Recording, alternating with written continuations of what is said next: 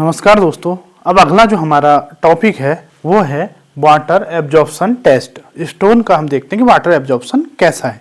अब देखिए crushing strength में हम क्या देख रहे थे, जो इससे पहला टेस्ट था कि क्रशिंग स्ट्रेंथ ज़्यादा होनी चाहिए। जितनी ज़्यादा क्रशिंग स्ट्रेंथ उतना अच्छा पत्थर, क्योंकि वो उतना ज़्यादा लोड ले लेगा।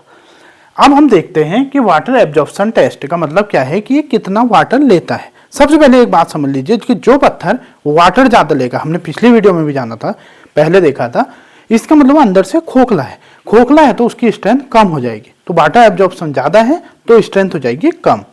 वाटर एब्जॉर्प्शन बढ़ेगा तो इसकी वैल्यू अगर बढ़ेगी तो स्टोन की क्वालिटी कम होगी, स्टोन की क्वालिटी बेकार होगी।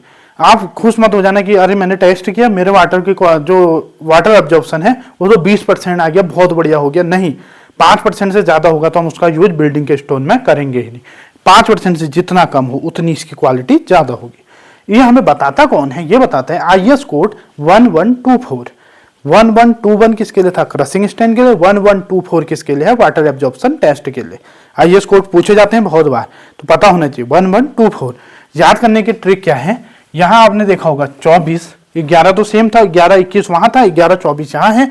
यहाँ हम देखते हैं कि 24 घंटे के लिए ही पानी को टेस्ट के दौरान पानी में डुबाया जाता है पत्थर को। तो 24 घंटे 1124 ऐसे याद करने की एक ट्रिक है। और जो गुड बिल्डिंग स्टोन है उसकी जो होती है लेस देन 5% होनी चाहिए। ये हम पढ़ चुके हैं पुरानी वीडियो में। 6% से कम होनी चाहिए किसके लिए? अगर आप रोड के लिए यूज कर रहे हैं। अब देखिए, आपको एक पत्थर लाके मैंने दिया, या आप एक पत्थर लाए क्लास में, आपने कहा कि सर लीजिए ये एक पत्थर है, वाटर एब्जॉर्प्शन टेस्ट, इसका वाटर एब्जॉर्प्शन वैल्यू बताइए, यूज करें या ना करें इसका हम बिल्डिंग में।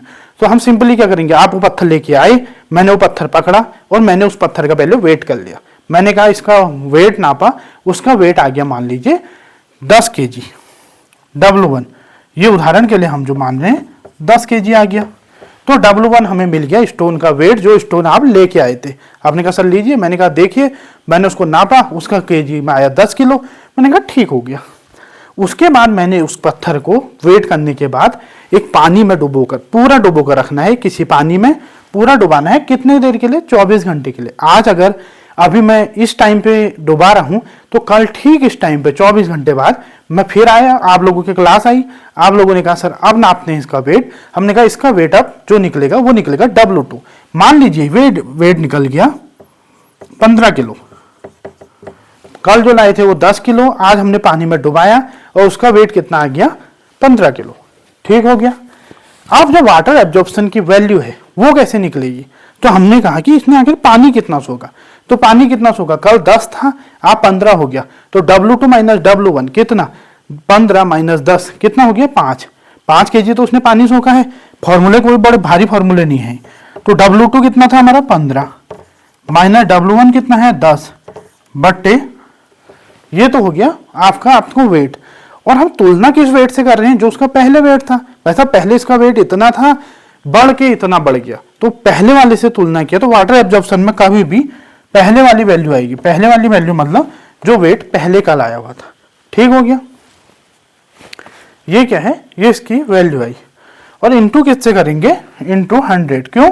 क्योंकि हमें परसेंटेज में वैल्यू चाहिए। किस में चाहिए? परसेंटेज में। तो इसकी वैल्यू कितनी आ रही है? 15 से 10 गया 5 बट्टा 10, 1/2 गुणा 100, 50%। इसने कितना वाटर एब्जॉर्ब किया?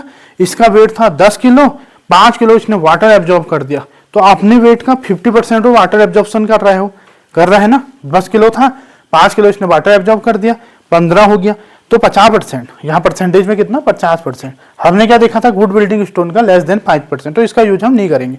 जब इस प्रकार निकालने पे यहाँ 50 आए हैं, इसकी वैल्यू 5 से कम होगी तो ही हम इसका उपयोग बिल्डिंग में करेंगे। तो वाटर एब्जॉर्प्शन वैल्यू कैसे मिलेगी? W2, जो आप पहले, W2 क्या है? पानी में भीगे के बाद की वैल्यू, जो हमारी 15 है, माइनस W1।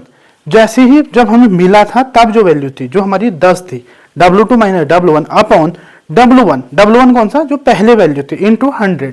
तो यहाँ 15 माइनस 10 बट्टे 10 गुणा 100 परसेंटेज में आया। तो 15 से 10 गया 5 बट्टे 10, 1/2, 50% इसने अपने वाटर एब्जॉर्ब किया। तो इसके हमने वाटर एब्जॉर्प्शन वैल्यू कितनी मिल गई? 50%। होनी कितनी चाहिए? 5% से कम। तो जो आप पत्थर लेके आए थे मेरे पास, वो एक गुड बिल्डिंग स्टोन नहीं है, वाटर एब्जॉर्ब ज्यादा कर रहा है, उसकी क्वालिटी अच्छी नहीं है। इस प्रकार हमने वाटर एब्जॉर्प्शन टेस्ट पढ़ा, जिसकी जो IS कोड है 1124 है। अब अगली वीडियो में हम कुछ अन्य टेस्टों को पढ़ेंगे। तब तक के लिए धन्यवाद। अगर आपने हमारे चैनल को सब्सक्राइब नहीं किया है तो प्लीज हमारे चैनल को सब्सक्राइब कीजिए, अपने दोस्तों में शेयर कीजिए और लाइक कीजिए, ताकि हम इस प्रकार की वीडियो बनाने के लिए प्रेरित हो सके और इस प्रकार की वीडियो को हम लाते रहें।